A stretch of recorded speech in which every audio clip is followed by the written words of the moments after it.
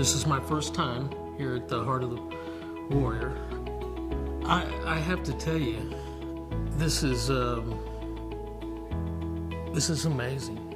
The first year I came and I realized, I heard, about this orientation, and I heard about the battle, and I heard about how my wounds influenced me. I heard that I had wounds.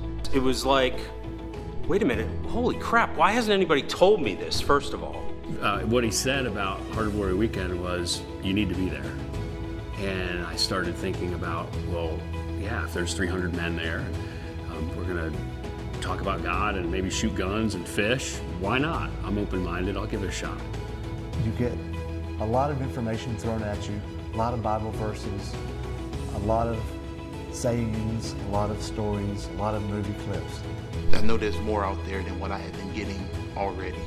Just to have a chance to come and actually get more was good. Not only to expect it, but to then receive it was great. Every time you come into one of these events, you see the heart change.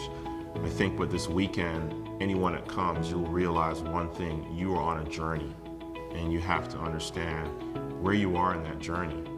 You're going to have new questions that come up, and you've got to take them to God. I love the authenticity that you experience in the Heart of the Warrior Weekend. This isn't about coming and getting 7 steps and being a better man. This is about how to walk with God. To know that I have a heavenly Father who loves me no matter what.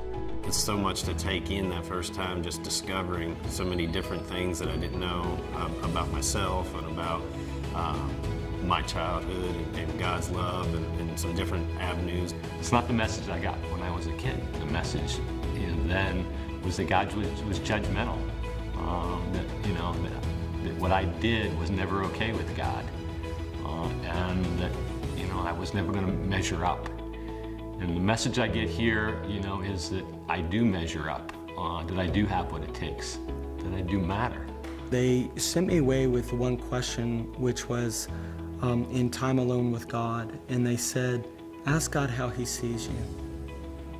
And I'm sitting on a rock by that creek out there with a notebook and a pen in my hand, staring at the question, shaking like a leaf.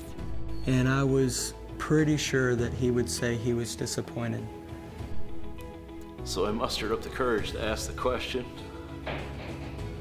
and I heard, I am proud of you, son.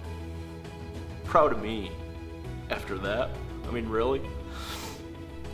And what He did with me is He said, you're precious. And now my first name means precious. And He goes, you're my son and I love you. And you don't have to do anything, I just love you. That's doubly important to me because my father, he told me he loved me, but he's never one time ever told me he was proud of me. The greater thing that I'm learning by coming to these weekends is really that God is real and there's a relationship. He's a person. He's there for you. He wants to hear from you. He wants to be involved in your life.